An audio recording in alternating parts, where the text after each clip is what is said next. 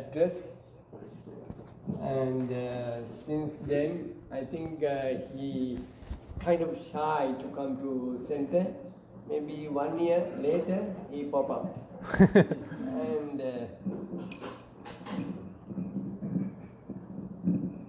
since then, he been practice his path diligently. As a monk here in the center, we are very proud of him. Now you can listen to his YouTube channel. Now they did the 6th episode with our Bhante Siriniwasa, and 1st, 2nd and 3rd and 4th and 5th with Joanna. Is another meditator who come to our center, and you can ask questions and you can have any doubt, any Dhamma. He will explain to you very nicely as our Bhante Siriniwasa. And these are another product of Sarathchandra Buddhist Center, and we are very happy to have him here. And I'm going to give this mic to him to give a Dhamma talk. Thank you, Bhante. Thank you, Bhante. First, I want to thank the Bhantes, all the Bhantes here, especially Bhante Siriniwasa, for allowing me to speak to the congregation here. I am very thankful for Bhante Siriniwasa. He showed up like a light in the darkness when I was in the darkness of my job. He needed a freezer, and I saw him, and I ran to him because I had just learned about Buddhism, and I ran to him. And similar to the Most Venerable Maha Sariputta, when he saw the Venerable Assaji, he saw something about him, something very special. And that's what I saw in Bhante Siriniwasa. He was my Venerable Assaji. So thank you, Bhante.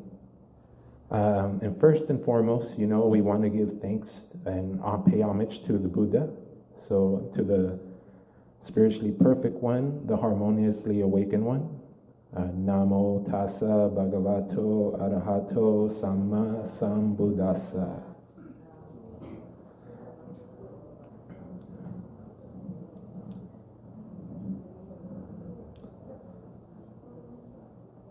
I find it very interesting that we all pay homage to the Buddha. We give him the first portion of the food. It's no different than people who worship all these like rock stars and these movie stars. They have movie posters. Well, this individual, the Sama Sambuddha, was so special that they still do it 2,500 years later. That's how special he is. So I want to talk about the only thing I know what to talk about. Sometimes I feel like a broken record for those people who know me.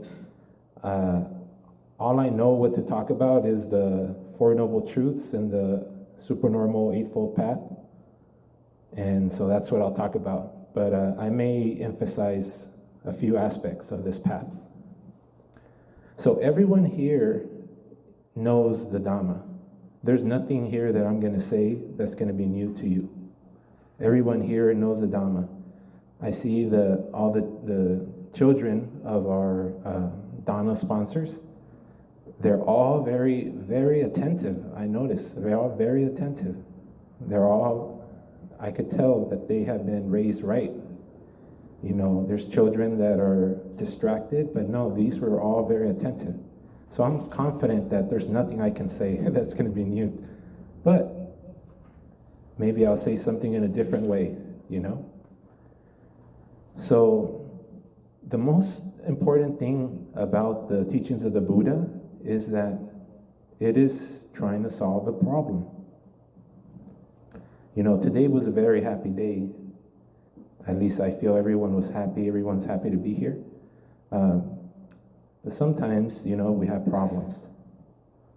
And I like teachings of the Buddha because they are based in reality.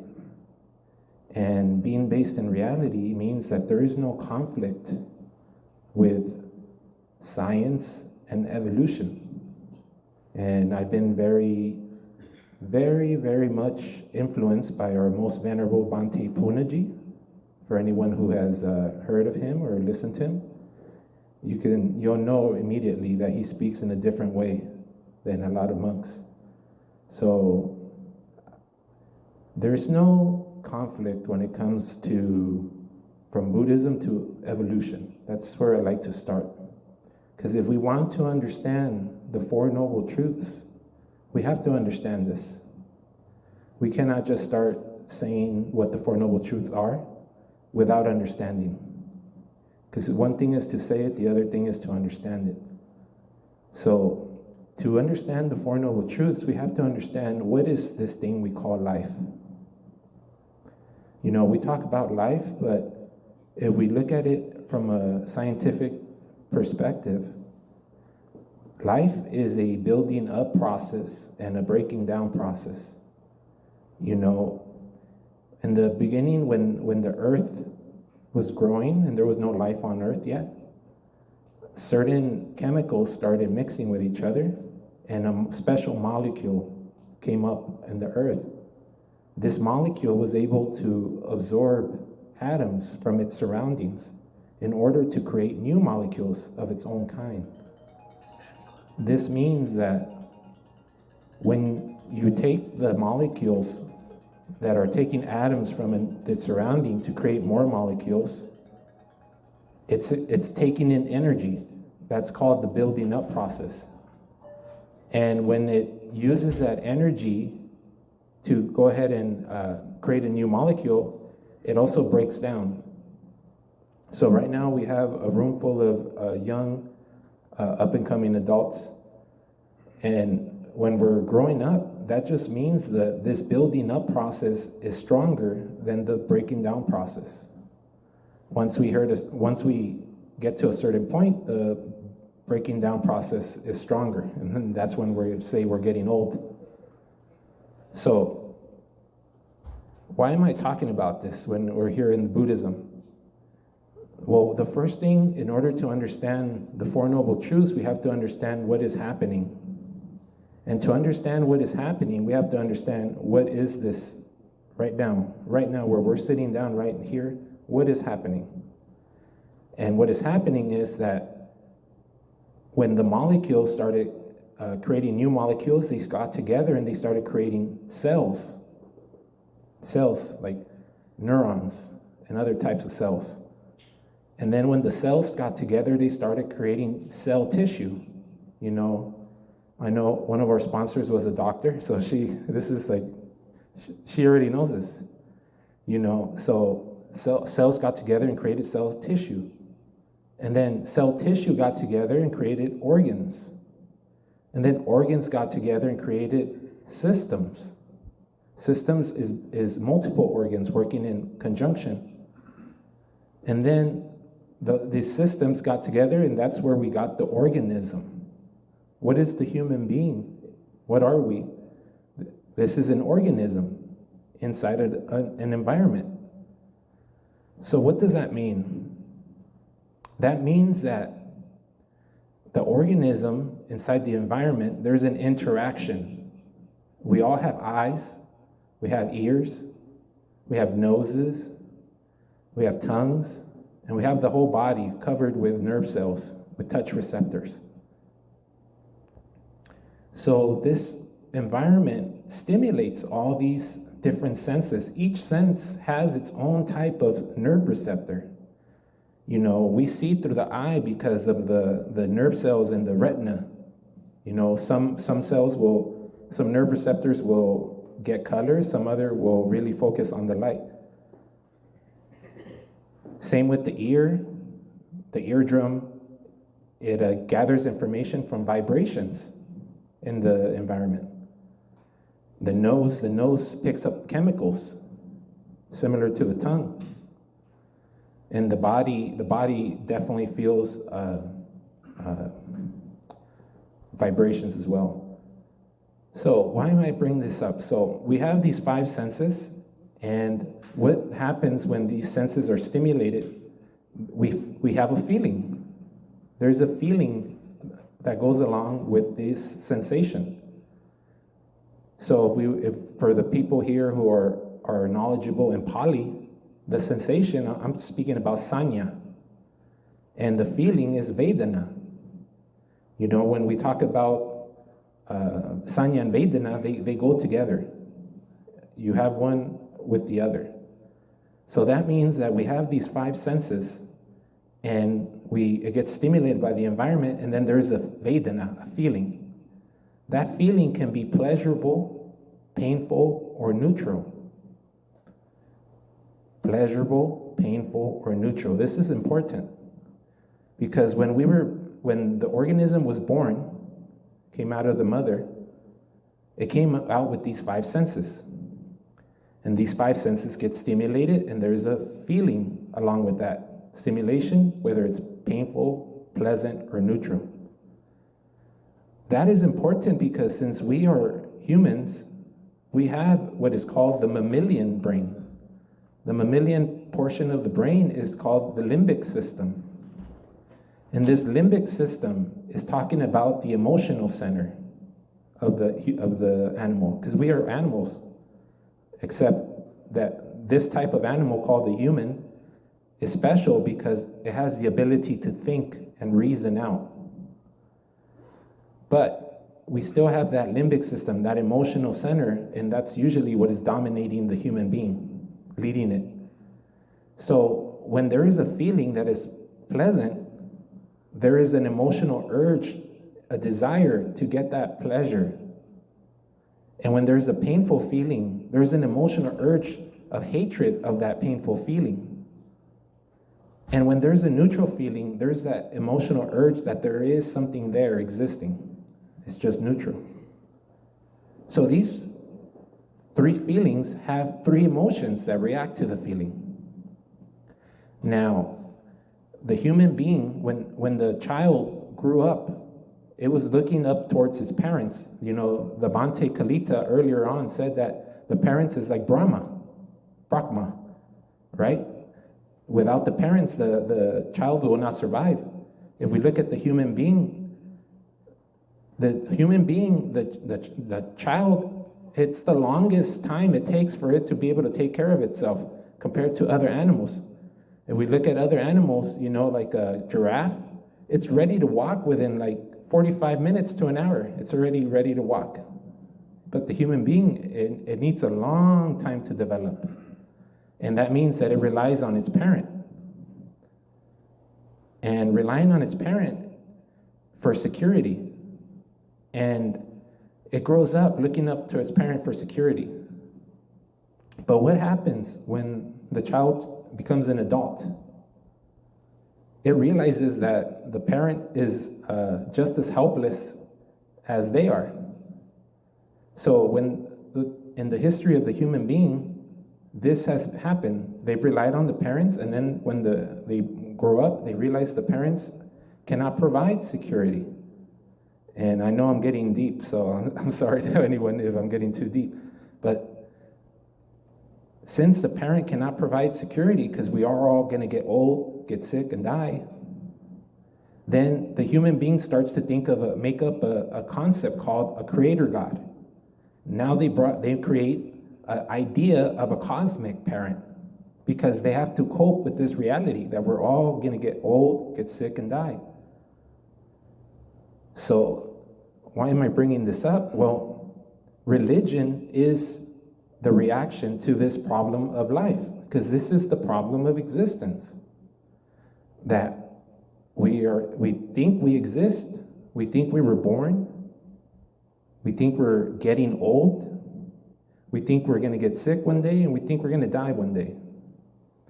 So because of this human condition, this problem, religion came into being. And most religions they look around and they want permanent pleasure, and they want to be free from pain, and they want eternal life. So what do most religions do? They create this idea that I look around and I do not find permanent pleasure.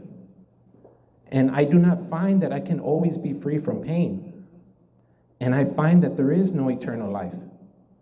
That's the no permanent pleasure. That's anicca, impermanence. Finding that we cannot always be free from pain, that's dukkha, pain. And finding that there is no eternal life here, that's the anatta. There is no self. There's no eternal life because there's no self to find anywhere. So the normal human being creates a religion to try to deal with this problem. What do? Since they created this cosmic God, this cosmic parent, because they see that their parents are in the same situation that they are now that they're adults, they also create this idea of a place called heaven. And how is heaven characterized normally for these religions? Well, they'll say that in this heaven there's permanent pleasure. It's ever permanent pleasure. And that means that they're free from pain. And then they also say that in this heaven there's eternal life. You know, you talk to a Christian or a Catholic or a Muslim or a Jewish follower, they all think, yeah, there's a heaven and there's going to be eternal life there with my cosmic father.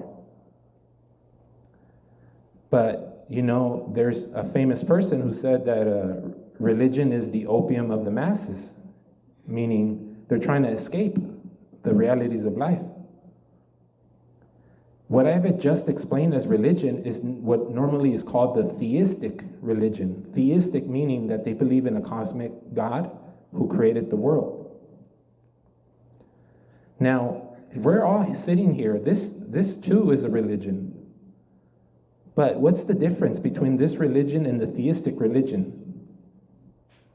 The difference is that the Buddha did not rely on a cosmic God. He did not speak of a creator God. The Buddha used his own human intelligence and human effort to solve this problem. So this religion that we're all came together today to practice is a humanistic religion. This is a humanistic religion. You know, when someone gets sick, they don't go to church to pray to God to heal them. I mean, some people do, but most people are going to go to a doctor. They're going to come see the doctor. Why? Because she has human intelligence. So people will believe in these cosmic gods, but when the time gets tough, they go to a doctor and rely on human intelligence.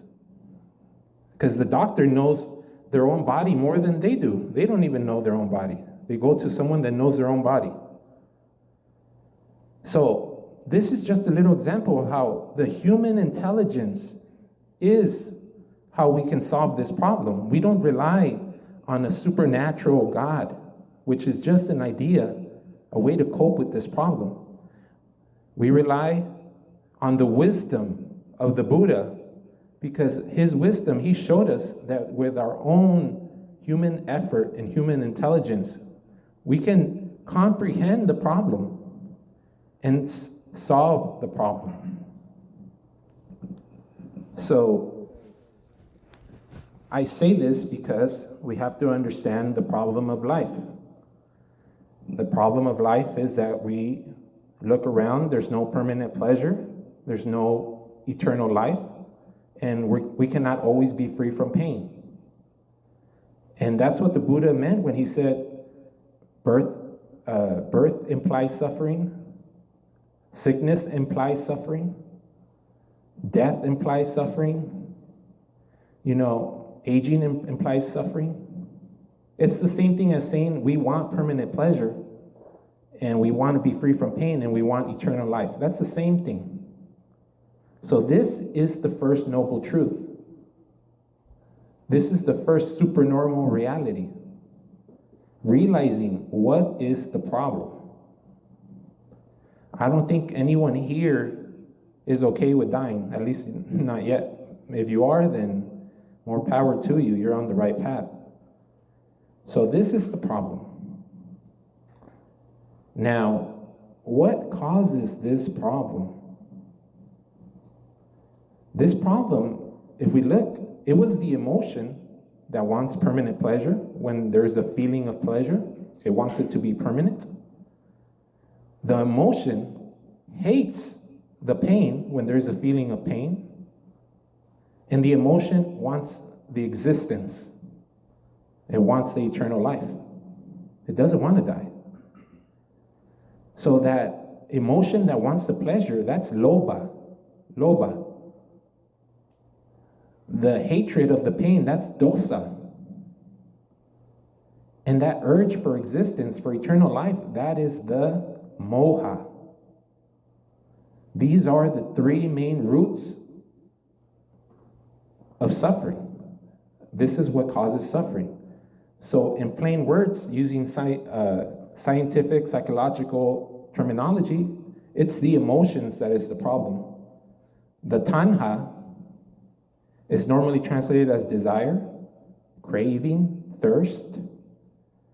But let's be real, this tanha is the emotion. So when we look around at reality, this emotion is coming in conflict with reality, because the emotion wants permanent pleasure, and it wants to be free from pain, and it wants eternal life. But it cannot find that anywhere. So it comes in conflict with reality. And this conflict is what is causing the suffering. That's what's causing the dukkha. So now that we understand that it's the emotion based on a biological sequence, which is the senses being stimulated, triggering a nerve signal being sent, that there's a feeling there of pain, pleasure, or a neutral feeling, and there's an emotional reaction to that feeling, whether it's lobha, dosa, or moha. This brings the dukkha. So now we know what the problem is. The problem is these emotions. I'm sure everyone here has felt angry, and I'm sure everyone here will say that feeling angry does not feel good, does not feel like you're happy in that moment. Everyone has felt lustful. They really want something. You know, maybe they want the shoes that they really want, but they sold out. That doesn't feel good. That makes you feel unhappy. So we see that these emotions are what is causing the problem. Not only that, though, because evolution, the evolution programmed the emotions in order to help the animal survive. But now that we're a human, we have a new tool. We have the tool called thinking and reasoning. So we don't need the emotions anymore to survive. But we can understand by using our thinking ability, our human intelligence, to realize that evolution programmed the animal to feel these emotions, and not only feel the emotions, but make them think that it's real. Not only that it's real, but that these emotions are mine. When someone experiences anger, they say, I am angry. When someone experiences fear, they say, I'm scared. When someone experiences lust, they say, I want that. So this I being inserted, that is the upadana. Upadana. Today we receive dana, they were giving. But upa, in front of the dana, means insight, taking. So you're taking insight. That means you're thinking that this is mine. So you see this emotion, you see this feeling, you see this perception, you see this sensation, and you say, this is mine. This is me. So the Buddha said that second noble truth, second supernormal reality, is that the emotion and the personalizing is the cause of this problem. This is why there's a conflict with reality. Then he said that there is a possibility for liberation. He called it dukkha nirodha. Dukkha, pain, which is this conflict with reality because of the emotions.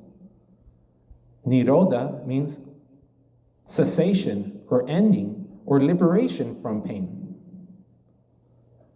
So that's the third noble truth. We're not doomed here. I know everyone lives their life. Once we leave this temple, we're going to go out to the normal world where they're not Buddhists. And everyone's just like saying, yep, we get old, we die. What can you do? What can you do, Everyone is acting like getting old and dying is just like, there's nothing we can do about that. We're like cattle destined to go to the slaughterhouse. Nothing we can do. That's what they think. But what did the Buddha do? Why did he speak? After he woke up from the dream of existence, why did he speak? He wanted to beat the drum of the deathless. He wanted to beat the drum of the deathless, meaning he knew that existence is a delusion, and that means that getting old is a delusion. Death is a delusion. And the only reason we think it's real is that because we think we exist. Because we take this concept of existence as reality, we experience all the suffering. So he said there is a possibility to bring this suffering to an end. That's why I bring up that if we step outside, people think that death is just destiny.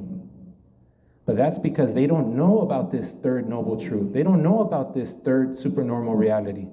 The normal person is unhappy. So the normal person only experiences the first two of the four noble truths. They only experience that there's pain, and then they only, if they're lucky, they can realize that there's pain because of the emotions. But they don't realize that there's a possibility for freedom from pain, freedom from suffering. The third and fourth noble truths is the supernormal reality.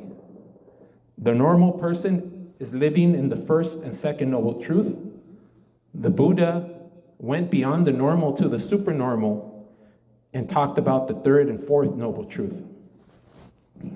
So the third is that there's a possibility to be free from suffering.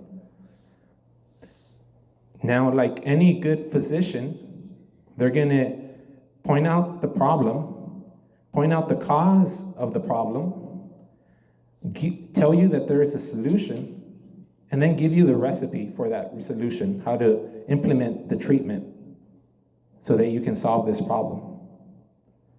Well, what is the treatment here? What is when we say the middle way, what is the middle way? The middle way is this supernormal eightfold path. I say supernormal because normally we say noble. But if we want to be a little more direct and realize that the normal person is unhappy, but there's a possibility for supernormal happiness, then that's what the real good translation of Arya is. Arya Atangika Maga. Supernormal eightfold way. Supernormal eightfold path. That is the treatment. Now, how does this treatment, how does it go? What is this path? I'm sure everyone here knows the supernormal eightfold path, the noble eightfold path. Everyone here knows it. And I'm sure everyone knows the names for each of the steps. My job here, as I talk, is just to go over it with you and maybe point out some stuff. Maybe we see it just a little differently. So the first step of this supernormal eightfold path is called samaditi. Samaditi. Normally it's translated right view. But here sama is not saying correct view. It's not saying right view. Sama means balanced. Sama here is saying a harmonious. We just talked about emotions becoming in conflict with reality. Well, what's the opposite of conflict with reality? Harmony. Harmony is the opposite of conflict with reality. So, sama diti, and diti, is called view. Yeah, that's good. We can call it perspective as well. I heard Bhante Kalita also use that word, a perspective, a way of seeing life. So the harmonious perspective is the samaditi. And what does that mean, the harmonious perspective? What is the perspective that will not cause conflict?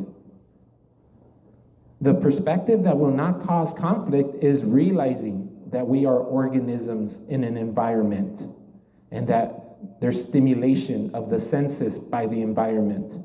And there's a nerve signal sent up the nerve cells, up the spine to the brain, where it uses that, there it perceives the sensation that was the sense information that was sent up to the brain. It perceives it.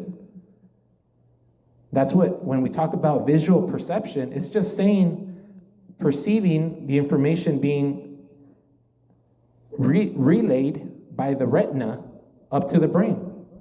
That's visual perception. That process is called visual perception. And then once there's visual perception, we start naming the image that we see. That's the namarupa. We start naming the image that we see. And when we start naming the image, when we look at this bottle, we call it a name. We name this image a bottle because why? Because we have a memory. And someone told us at some point that it's a bottle. But once we name this image a bottle, we don't stop there. We also use all of our six senses to construct an object called the water bottle. So in the Paticca Samuppada, people have heard of this word, Paticca Samuppada, normally called dependent origination. Our Bhante Punnaji called it antecedental concurrence, meaning a series of antecedents that happen simultaneously. So we just said there's a sensation stimulated by the environment, sends a signal up to the brain. There's a perception of that sense information, and then it names the image, and then it uses the six senses, salayatana. The perception was vijnana. The naming the image was namarupa. Then it uses salayatana. The ayatanas are the senses. Sala is talking about the six senses. So when I grab this thing, I feel it with my hands. I could taste it. It's going to have a taste. I can smell it. I can see it. If I shake it, I can hear it. So through these six senses, we're creating the idea of an object. But there's no bottle here. All there is, the sensations being picked up by the skin, the sensations being picked up by the ear, by the eye, by the nose, by the tongue. These sensations don't point to an object actually being there. It just makes the organism believe that there is an object there. So believing that there's an object there is the passa that comes after the salayatana. The passa, normally translated as contact, erroneously, it's actually just mean cognition. When there's a cognition, you're interpreting cognitively, what is it that I'm perceiving? So when I use all my senses, I cognitively interpret this as a water bottle. But when we interpret this as a water bottle, it might give us a feeling. If someone is really like in the desert and they interpret it as a water bottle, it's going to be a feeling of pleasure. They're going to be happy, so happy. But if someone's like already drank a whole bottle of water, like a whole gallon of water, and then they see this water bottle, there's going to be a feeling of pain. Like, I don't want more water. My stomach's already full. So it is based on how we interpret using our six senses. It is based on how we interpret what we perceive that brings up the feeling, whether it's pleasant, painful, or neutral. And then when there's a feeling, I told you there's an emotion that reacts to that feeling. If it's a pleasurable feeling, there's going to be an emotion of lust, trying to make that pleasure permanent. If there's a painful feeling, there's going to be an emotion of hatred, trying to get away from that painful feeling. And if there's a neutral feeling, then there's just going to be the emotional urge that there is something existing. It's just there. That's called being, existence. It's just being. And then when there's an emotion, we say, this is my emotion. You know, I'm angry, I'm lustful, I'm scared. And then because we personalize this as I am, mine, myself, what object are we pointing to say that is mine? We're pointing to this organism. That's the bhava, existence. This I'm existing, and I'm pointing to this body. And if I say this body is mine, what is the past of the body? The past of the body is birth. And now that I am this body, at least how I'm interpreting reality, I am this body, that means I was born. And what's the present of the body? The aging process. Now that I say I am this body, now I'm the one getting old. I'm aging. And what is the future of this body? Death. Now I am this body, I'm getting old, and I'm going to die. And this makes me suffer. Understanding this, because we can understand this paticca samuppada if we understand how the biological antecedents that create this idea. This is the samaditi. This is the harmonious perspective. Because if we understand this, this is what allows us not to suffer and take the emotions so seriously and then personalize these emotions. Because we understand that emotion is the problem. So we don't want to express the emotion. We don't want to suppress the emotion. We want to eliminate the emotion. That's why they say, if you get rid of tanha, then there's dukkha nirodha, the end of suffering. In the first sermon of the Buddha that he gave to the 5 ascetics that he was practicing with before he became awakened, he said that the normal person lives with these two extremes.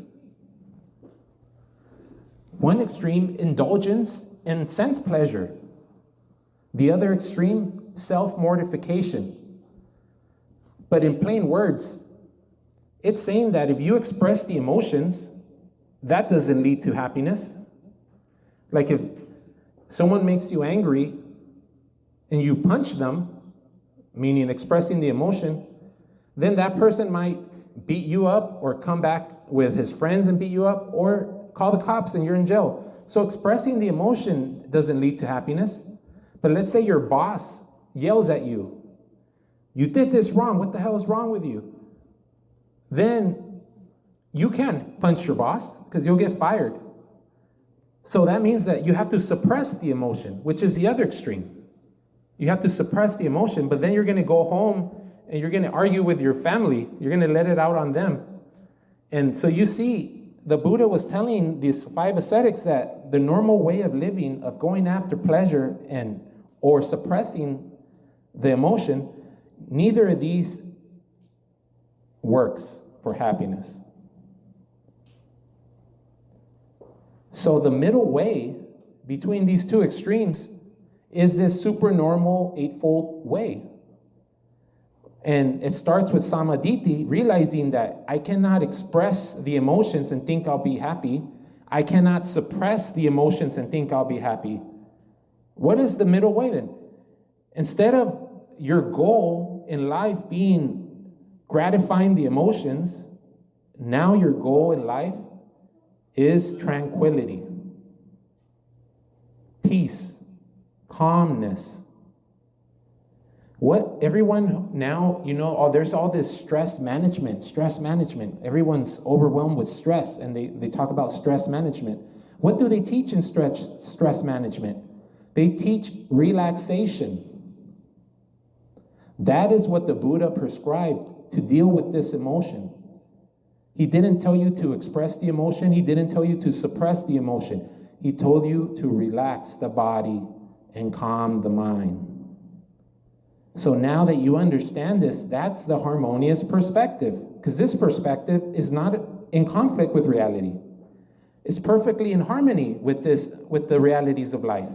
And it still has a solution for happiness, which is the tranquility and the peace. This is the samadhi, harmonious perspective. And because you have this harmonious perspective and you realize that gratifying and expressing the emotions won't lead to happiness, and suppressing the emotions won't lead to happiness, that actually it's only tranquility, peace, calmness that leads to happiness without coming in conflict with reality. Now that you understand this, your goal in life changes. Your goal in life no longer is, let me satisfy this emotional urge for the newest objects that are going to bring you pleasure or whatever, or let me get angry and hate every time that I feel some pain. Now you understand that getting angry and hating when you experience pain or going after the pleasure that you want, you realize that that's not the way to happiness. So you have a new goal. Your new goal is tranquility. So when you have this harmonious perspective, your goal in life changes. And that is the Samma Sankappa. Samma Sankappa is usually translated as right intention. But Samma Sankappa just literally means, Sankappa, it means the image in your mind. Sankappa, there's two ways of thinking. Sankappa, image, and vitaka, which is a verbal thought. So the Sankappa is the image in your mind, which is how you have your goals directed. If you talk to an athlete, they visualize what they're going to do on game day. So visualizing is how you direct your goal in life. So now that you have this harmonious perspective, your goal in life is changed. Your goal in life no longer is to go after pleasure. It's actually nekama, giving up, going after pleasure. Non-attachment, nekama. Normally translated as renunciation, but it's just not being attached. And then instead of hatred, vyapada, it's avyapada, non-hatred, which we can say the opposite of non-hatred. Bhante Kalita said it earlier, is the loving kindness. And then instead of vihimsa, which is cruelty or violence, your goal instead is avihimsa, which is, if we look at the opposite of violence or cruelty, it's compassion. Feeling that others are the same as you are. You can never hurt or be violent with someone if you think that they are the same as you. So your new goal has these three compasses to direct your life. And because you have these three compasses to direct your life based on your new perspective of reality, where you realize you're an organism and an environment, and this organism experiences emotions, and now you realize that it's just a mechanical process within the organism, now you don't take the emotions so seriously. Now you can just observe, pay attention to what's happening without getting wrapped up in it, without getting wrapped up in the drama. You realize that you can get rid of this emotion by relaxing and calming down. You know, when we boil a pot on the fire, it starts boiling. But if we realize that, oh, I'm boiling right now with the emotions, we can turn off the fire by changing our thinking. Because now with cognitive psychology, they've realized that it's the way you think that triggers these emotions. That's why someone who's having emotional issues that goes to see a therapist, they're going to start teaching them how to select their thinking and how to challenge their thinking. Because they know that it's your thinking that leads to this emotional arousal. So now that you have this harmonious perspective, you know that emotions is the issue, and peace, tranquility is the way to happiness. You change your direction in life. You do a 180 turn, and now you're heading in the different direction instead of the normal way, which when we step outside, there's billboards everywhere. Hey, buy this, buy this. Hey, come to California Adventure. Hey, come to Disneyland. These are all trying to trigger a certain type of thinking, to trigger an emotion, to make you move and act on that emotion. So the whole society is wrapped up on leading you and letting the emotions dominate your direction in life. That's what samsara is. Samsara is, let's make sure the emotions direct this individual's life. So now that you see through this, because you have the harmonious perspective, now you have a new direction in life. You see that peace, tranquility is the way to happiness. It's not going after the emotions. When you have a new goal in life, similar to if someone is a cigarette smoker, but they have a new goal now, they want to be a bodybuilder or a fitness trainer, they say, oh, this habit is in conflict with my goal of being a fitness trainer. So let me stop this habit, which is in conflict with my goal. So in the same way, when your new goal of peace and tranquility, because you understand that expressing the emotions or suppressing the emotions is not the way to happiness, now because of your new goal in life, now your habits start to change. So the third step in the Eightfold Path, after the goal orientation, Sama Sankappa, is Sama Vacha. Sama, harmonious, Vacha, speech. Because you have a new goal in life, your habits start to change, so your speech becomes harmonious. Bhante Kalita went over the 10 good actions, the 10 good Dhammas.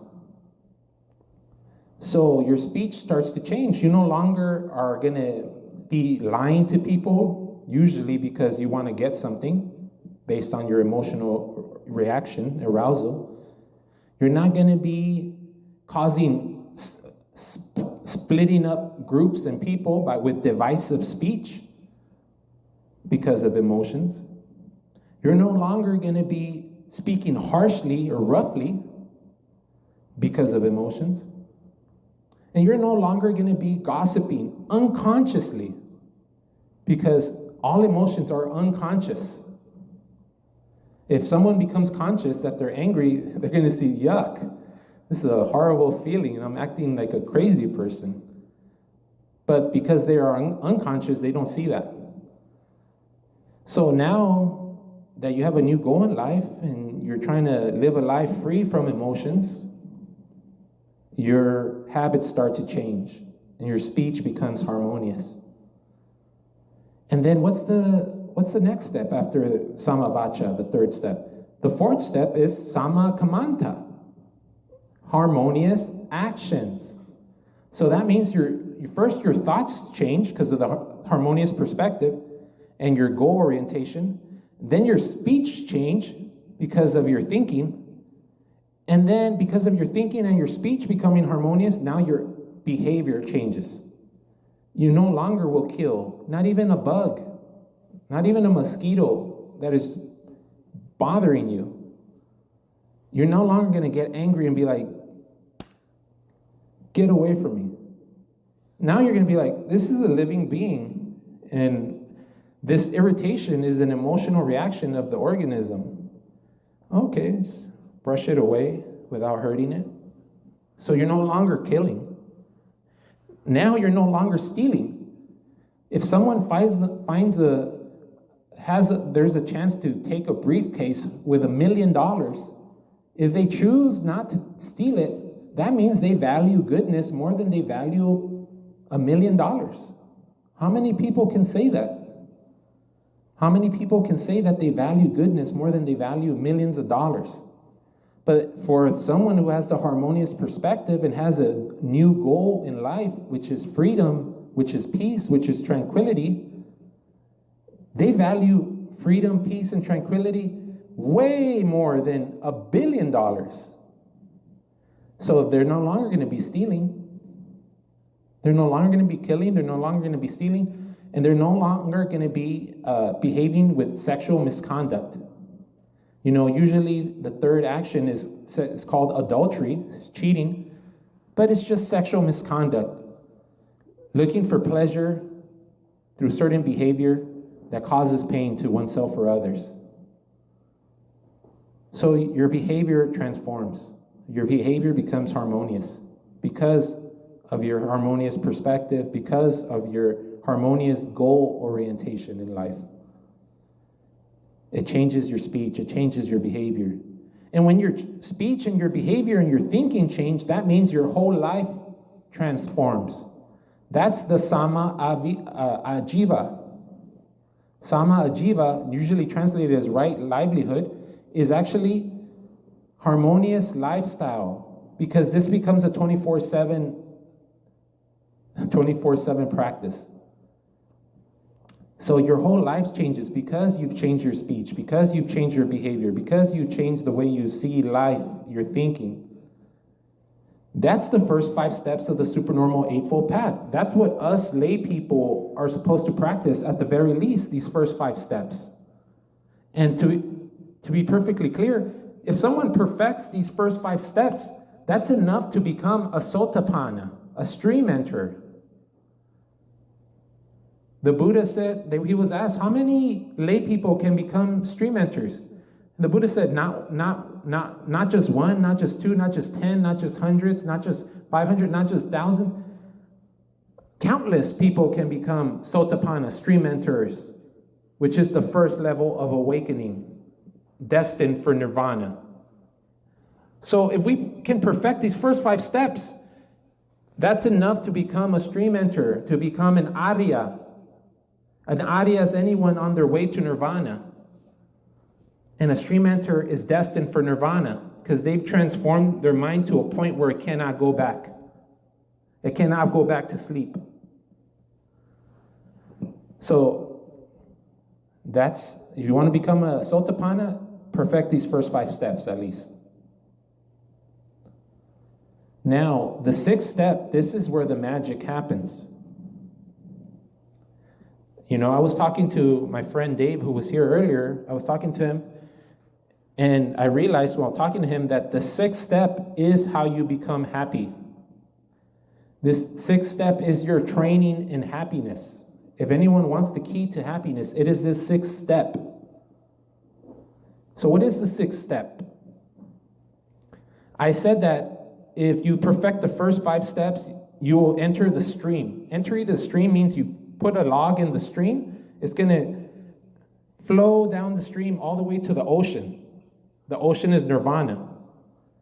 But maybe you don't want to just hang out and float down the stream. Maybe you want to start swimming. Get to nirvana now instead of within 6 lives. Get to nirvana right now, this life. You have to start swimming. The swimming aspect of this practice is the 6th step, which is the Sama Vayama. Sama Vayama. Sama, harmonious, and Vayama normally translated as right effort. Vayama is actually the harmonious exercise. Harmonious exercise. Some people go to the gym and they exercise their muscles. Here you're exercising your ability, your mental ability. So Sama Vayama, there's 4 steps. This is your training in happiness, these 4 steps. If someone gets anything from this talk, and I know it's a long talk, if anyone gets anything from this talk, you get this step, because this step is the key to happiness. The first step in this sixth step, the first of these four practices, the four harmonious exercises, samvara, indriya samvara. Indriya is the senses, samvara is guarding, or here we're going to use the word prevention. What are we preventing about the senses?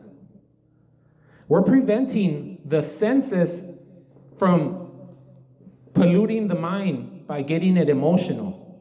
Because we said emotion is the problem. Well, the next question should be, well, how do we get rid of this emotion? Yeah, I know you said that peace, tranquility is the new goal. Well, but how do you get rid of the emotion? That's the nitty gritty. Getting rid of the emotion, you do this with these four exercises. First one, indriya samvara. That means guarding the senses. How do you guard the senses? You don't guard the senses by just putting a blindfold, putting some tissue in your ears, tissue in your nose, covering your mouth. You don't clog the senses. That's not how you guard the senses. You guard the senses by not thinking and dwelling on what you perceive through the senses. If you see a beautiful woman or handsome man, you don't dwell on thinking about that beautiful object. That is preventing the perceptual image from disturbing the mind. The disturbance in the mind here is the emotion. So the first step is preventing the perceptual image, what you perceive through the senses, from disturbing the mind, getting the mind emotional. But let's say you turn your attention away from this beautiful object. Now you're like, I'm not going to think about that. And you go and sit down. Maybe you're going to practice some meditation. What happens? Maybe that memory of that image comes into your mind now. So even though you're not around that you're not perceiving through your senses that person, that object that's beautiful or handsome, maybe you're not around it anymore, but now you're sitting down for meditation, it's coming up in your memory. So the second step is called pahana. Pahana is elimination. What are we eliminating now? We're eliminating this memory image from disturbing the mind. We're eliminating this memory image from getting the mind emotional. If you can practice these first two steps, these first two exercises of the samavayama, of the harmonious exercise, this is enough to get you into jhana. Jhana, ecstasy, normally translated as absorption or trance. This jhana is ecstasy. Ecstasy means standing outside of the emotional realm, emotional world. Because we have to realize that emotions is what's causing unhappiness. But if you stop the emotions, at least temporarily, there's no more unhappiness that you experience. You're actually experiencing happiness. And that's jhana. The Buddha described jhana as a pleasant abiding here and now. So if you can prevent the perceptual image from disturbing your mind, eliminate the memory image from disturbing the mind, you can stop the emotions, and that's how you can get into jhana. So when we're practicing, this is what we have to be doing. If we're going to come here and do meditation, this is what we have to do. We have to prevent the perceptual images and eliminate the memory images that are disturbing the mind. But how do we eliminate an image? We can't just stop thinking. I don't know about you, but I can't just stop the thinking. There's no on and off switch. You eliminate the image, the thinking, by replacing the thinking. To replace the thinking means to replace it with a good thought, a good image. You know, there's Buddha Nusati. Buddha Nusati means thinking about the Buddha, thinking about the harmonious qualities of the Buddha. We say, Iti piso bhagava araham samma sambuddho vija charana sampano sugato lo kavidu anutaro purisa dhamma sarati, and so on. That's talking about the extraordinary qualities of the Buddha. So that could be a way to replace, instead of thinking of that beautiful object, the handsome object, you can start thinking about the Buddha. Or you can start thinking, may all beings in this universe be well, happy, comfortable, and peaceful. May no harm come to them. May no difficulties come to them. May no problems come to them. And may they live with ease. Over and over and over. Why? Because you're choosing your thinking now. That's the key. Choosing your thinking. What's the key to happiness? Choosing your thinking. And then that's the third step, bhavana, choosing your thought. Bhavana normally means developing the mind, cultivating the mind. Developing the mind, cultivating the mind means choosing, selecting your thoughts consciously. Then the fourth exercise is maintaining this practice, maintaining these thoughts, maintaining them. Over and over and over. If you ask the Bhante Kolita, if you ask him, hey Bhante, how much should I meditate? Should I do 20 minutes in the morning, 30 minutes in the morning? He's going to tell you from the moment you wake up to the moment you go to sleep. So that's the anurakana, the maintenance.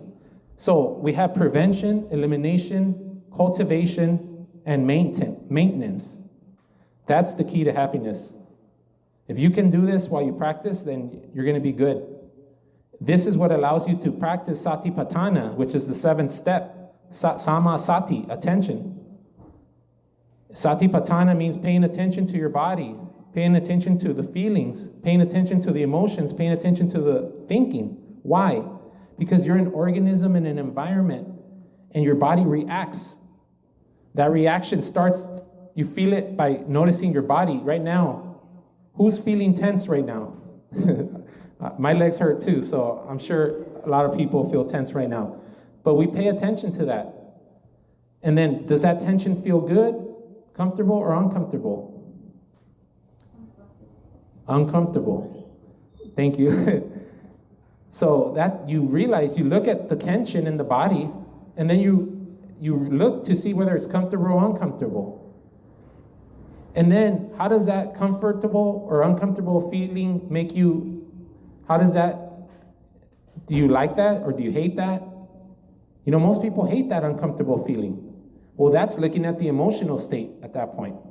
How is that comfortable or uncomfortable feeling making your emotional state? And then you look at the thinking. Because it is this thinking that is triggering this whole process of the tension, the feeling, and the emotion. It is how you're cognitively interpreting this uncomfortable feeling. Bhante Sanata Vihari says that if you go work out and you get a good pump and you work out your muscles and then you go home and you feel so sore, but you actually feel good because you're interpreting, oh, I worked out today. Oh, I'm going to get some good muscles. But if you feel this pain without working out, then you're going to be like, what the hell is wrong with me? I need to go see the doctor. I'm feeling pain for no reason. So it's the pain, the sensation is not the issue. The issue is your interpretation. And that's what triggers the feeling, the emotion, and everything. Once you can become conscious of your experience, like right now, whether how you're feeling, what you're thinking, your emotional state, then you can go ahead and once you're using your attention constantly, constant attention, which that's what sati means, attention. Once you're utilizing attention constantly, there's no room for emotions. Because using attention means being conscious. Emotion means being unconscious. So once you can actively, and by the way, if you're going to use attention, you have to use it with relaxation. If you use attention without relaxation, you're going to get into what is called the hypnotic state. But if you can use attention and relax, that means you're relaxing is getting rid of the tension and paying attention. So these two things, relaxation and attention, that's what meditation is supposed to be. This is what will get you into jhana. Why do we want to get into jhana? Because right now, sitting here, even me talking right now, we're in an emotional state. Even right now, we're in an emotional state. Even though we're calm, we're in an emotional state. If we were not in an emotional state, we would be in ecstasy, literal ecstasy.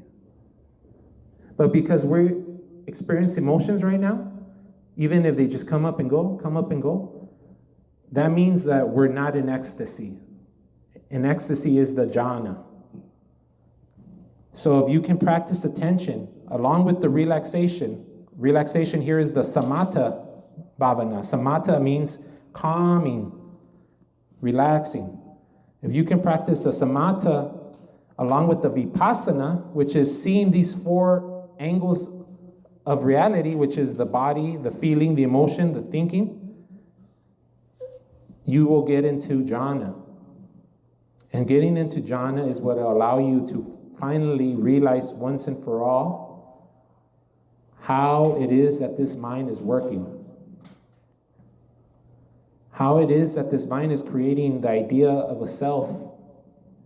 How it is that this mind is even creating the idea of an outside world called, where I say there's a bottle out here that I'm holding.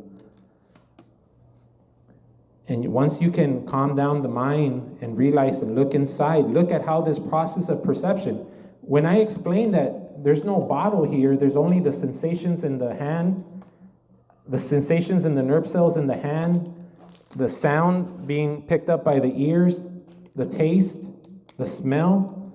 When I can speak in that way, that means I'm breaking down the process of perception. The normal person doesn't think in that way. The normal person says that's a bottle. Because the normal person is paying attention to the object of perception. But the goal here, the goal of the Buddha who taught Panchakanda means the five constituents of the process of perception. He wants you to understand perception, not to understand the object that you're perceiving. So when you can break down reality in terms of this process of perception, you'll realize how reality is being constructed. And when you realize how reality is being constructed, you realize that the idea of a self is a constructed interpretation. You realize that the world is a constructed interpretation. And you realize that the suffering that you were experiencing was only a constructed interpretation. Buddha described nirvana as bhava nirodha. Bhava is existence, nirodha is ending. Ending to the idea of existence. When that idea is eradicated, then there is no more suffering anymore. But until then, until we still experience emotions, we're still going to think we exist. No matter how much, no matter if I talk to you all day, all night, if you still experience emotions, you're going to think you exist. Because as soon as you get scared, you're like, I got to protect myself. The emotions trigger the idea that you exist. So if you experience emotions, you will stay in the realm of existence, which is samsara, which is where we suffer. But if you can somehow free yourself from this emotion, that will be nirvana. And I think this is enough for now. Bhante, is there any time for questions? Or? Yeah, we got like 5 minutes. Okay. 4 minutes for questions. We could take 1 or 2 questions if anyone has anything. If you don't have a question, then that means you're an arahant. Yeah. I don't know what to ask. Not the other way. I stole that joke from Bhante Punaji. But I know I talked about it a lot. And I know everything I said you already know. I told you from the beginning, I have nothing new to say. All I can just do is keep trying to beat the drum that the Buddha started beating, the beat of the deathless. If you get one message from this long talk, trust me, my legs hurt too. If you get one message from this long talk, is that there is freedom from death. There is freedom from death. Death is not a destiny. It sounds crazy to say that. It sounds crazy, but there is freedom from death. Remember that. The Buddha called it amata, the deathless. Ask any monk, any Bhante, ask them about the deathless, and they're going to tell you about it. They know that that's a possibility. That's why they became a Bhante. That's why they became a monk, to reach that level of the deathless. But the normal layperson, the normal human being, they may not even see that as a possibility. But just remember, there is freedom from death. That's all I have to say. Any questions, comments? Usually if one person asks a question, then everyone else starts asking questions. We need one brave non-soul. Well, I have a question. Yes. Right now, like my all the recent months, right? Like my friends who I went to school with, like they have passed away early, right? Yes. So how can we manage that pain? What can we try at home as a layperson to minimize that pain that your friends, that people you went to school with, who are the same age, are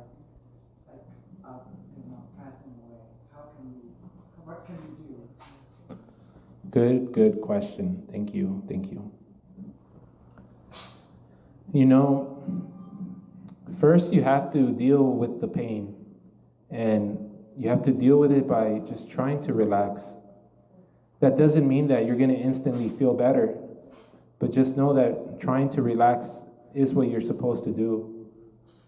Ideally, you would understand reality, but I would never say that to someone who's suffering. I would never say that to someone that's suffering. Why are you sad? There's no existence. No, never. You have to deal with the suffering first. And all you can do, remember, expressing the emotion doesn't work, suppressing the emotion doesn't work. You have to try to relax. And it takes time.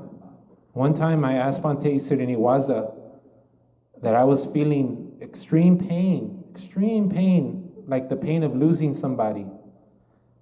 And he told me, it takes time. When you love someone very, very deeply, it takes a long time to feel better. So all you can do is try to relax. Similar like when the pot is boiling and you turn off the fire, the pot is still hot. All you can do is wait till that boiling pot starts to cool down. And that's just means waiting means relaxing. Just relax. You know, these thoughts that you may have, my friend, he got hurt, he passed away, he was my age, why did he go so young? These thoughts are turning on the flame of the emotions. So to relax, you have to have a little bit of a break from these thoughts. And you can do that by looking at your breath, just looking at your breath. Looking at your breath, how you're breathing in, looking at your breath, how you're breathing out. And if you can do that for a few seconds, you'll see that, oh, I'm starting to relax a little. If you can do that for a few hours, then you're going to be like, oh, I feel a lot more relief. If you can try to do that at all times, that would be the ideal practice. So first you have to relax, because it's hard to correct your thinking when you're emotional, because emotions make us crazy. It's hard to correct your thinking when you're emotional, so you have to try to relax first. And to try to relax, you try to choose your thoughts as best as you can. So thank you for asking, and the real answer is I have no answer, but that's my advice. I actually have something to add. Yes, please. We have, I attend a meditation class yesterday, and we got the same question. Yeah. Asking Thank you. Bhante. Thank you. So the Bhante said that That's fine. Thank you you. have to do a reflection and realize that eventually you will separate from everyone, even your body. So Yes. if you realize that eventually you will separate from your friend or your family, your body, then you will feel calm. That's very true. You're so right. I didn't even think about that, but you're 100% right. You know, I'm not sure if you're aware, but the Buddha tells us to practice marana nusati. Marana nusati means, marana is death. Nusati is to reflect on death. Why do we do that? Why is the Buddha telling us to reflect on death? So that when we experience death, we know we won't become distraught and depressed. We won't become so grief-stricken that it affects our whole life. It's hard to do this Marananusati when someone dies if you haven't practiced before. So you're right, you have to start thinking about this. In Bhante Punaji's book, the first level of meditation is really and thinking and reflecting about these realities. That one day I will die, one day all my friends will die. And I know I just talking about the deathless. Both are true, you know.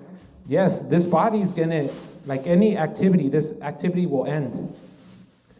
Reflecting on this will allow you to depersonalize. And when you depersonalize, that's where the freedom is. That's where, when you depersonalize, that's where the freedom from death is. Then when you experience death of yourself or your friends, it won't affect your happiness. Because your thinking will be harmonious with reality. So that's very true. Thank you for sharing that. That's very true. Yes? Yeah, I kind of wanted to say something on that, but I thought the way I would say it would sound really cold. But now that he's led the way in, it's sort of like the second arrow thing. It's like, you know, why cry over spilled milk? You know? Or there's a story of a monk having fine tea and broke the cup. That cup was always going to raise. So I think reflecting on everyday aspects of your life in this way, you know, like I've thought about, you know, 2 years ago I discovered I have a son, right? He's 35 now, and you know he could die tomorrow. Will that affect me? Yes, but you know the idea. I mean, it sounds really callous, but the idea of crying over spilled milk, that little meme. There's something truthful in that. You know, it's sad, you're going to miss this person, but this is the way it is. It's kind of that simple. Yes, Fred, you're right. This is what you can realize when the pot has cooled down. You can only realize that what you said is reality. But you can only realize the reality when the pot has cooled down. So when the pot is boiling, you have to relax, so that you can get to a point where you can understand what you just said. Or with training, maybe the pot doesn't even start out that high. Yeah, that's with the Marana Nusati that this gentleman, what was your name, by the way? Alex. With the training that Alex talked about, reflecting on death, reflecting on the insecurity of everything that we think is ours, it'll allow us not to boil. So, but yes, you know, we're all going up an escalator. We're all on different points of the escalator. So there's practice for everybody. There's practice for the person who's boiling, and there's practice for the cool pot. And we just gotta find that practice. You know, that's what the samadhi is really about. Samadhi means a panoramic view. The opposite of samadhi is thinking there's one perspective. But a panoramic view, you just fit the perspective that will lead to harmony for whatever the situation is. So yeah. Yes, Marina. Yeah, so what I gathered is that there's a thought that creates the emotion, right? So, Yes. So we have to do something about that thought. That's the challenge, right? Yes. So when the thought arises, we have trouble getting rid of it. So Yes. there's certain techniques that you can use. The first one is you can replace it with a better thought, right? Yes. So that's what you said, reflect on the Buddha. Yes. And then the second one is you mentioned relaxing the mind through meditation, right? Yes. So focusing on the breath. Yes. And then third one is being aware that everything is impermanent, right? Yes. So even that what arose is just an impermanent thing that will change. Yes. So being aware that reality will allow you to let it go. Yes. Yes. That's the panya. That's the panya. That's the goal of Buddhism, is to get that panya. Panya here is talking about the thinking process. Usually it's translated as wisdom, but panya here is transforming your thinking process. And yes, you're right. That's the ultimate goal. And every practice that we prescribe is leading to that goal. Thank you for sharing. So you talked about deathless. Is it actually birthless, or should it be deathless? You can say both. The reason you can say both is, what is the cause of both birth and death? The cause was the interpretation of reality as an existence. So existence was the cause of birth and death. That's why the Buddha called nirvana, and so did the Venerable Arahant Sariputta. They both called nirvana bhava nirodha. So if you eradicate the bhava, the idea of existence, that destroys birth, that destroys death. You have both the birthless and the deathless. So yes, that's the goal. We have to see through this existence. You know, check out our podcast. I think we're going to talk about the 10 chains of existence, the 10 samyojanas, because that's what's tying us down. You know, in olden days, the slaves had this metal rod, right, Joanna? This metal rod that tied them so that they couldn't escape. We have this metal rod too. We have 10 of them actually. And they're tying us to this idea of existence. If you get rid of this idea of existence by seeing reality properly and comprehending reality, because if we look at the body and everything's an activity, there's nothing there that lasts. There's nothing there that's independent of conditions. So to think in terms of existence is actually nonsense. But it's because of our emotions that we think it's real. And that's what evolution programmed the organism, to take things as real so that you will run away when you see a lion. You know, it wants you to take reality as real. It wants you to take this water bottle as real. But once you see through that, you see through existence. Yes, Varuna? So conversely, keeping... No, thank you. I appreciate it. So if you continue to think about that thought that creates a negative emotion, that will never work, right? No. In fact, that will actually do the opposite, right? Yes. That's why the Buddha in the second sutta, Bhante, I'll finish soon. That's why the Buddha in the second sutta of the Majjhima Nikaya, the second sutta, he says, those who think in terms of what was I in the past, or think in terms of the future, what will I be in the future? Or think in terms of the present, what am I right now? They will never reach nirvana. You have to, with that type of thinking, you'll never reach nirvana. You know, we should think that our actions will lead to certain results, yes, even in other lives. But thinking in terms of what will I be in the past, what was I in the past, what will I be in the future, what am I now? That type of thinking will not lead to nirvana. Your thinking has to be harmonious and see that all there is activities happening. The activities of the cells, the activities of the cell tissue, the activity of the organs, the activity of the systems, and the activity of this organism. If you look at in terms of activities taking place, there's nowhere for the idea of existence to fit. So that's why we have to use our thinking and reasoning ability to comprehend that there's a word called yoniso manasikara. Yoniso usually means like the womb, yoni. But here it's talking about the origin. And manasikara mana is like mano, thinking. Sikara is in a certain way. So you have to think in terms of the origin, which means to reason out. And you have to use your reasoning. And you can use your reasoning to see the activity, that everything's just an activity. The problem is the emotions hijack the thinking, and it makes you think it's real. As soon as we start driving home, someone cuts us off, we think that guy really cut us off, and we're going to start shaking our fist. So it's the emotions that snap us back into existence. So that's why we have to deal with this problem of emotions. But yeah. Yes, I think I'll end it here. Thank you.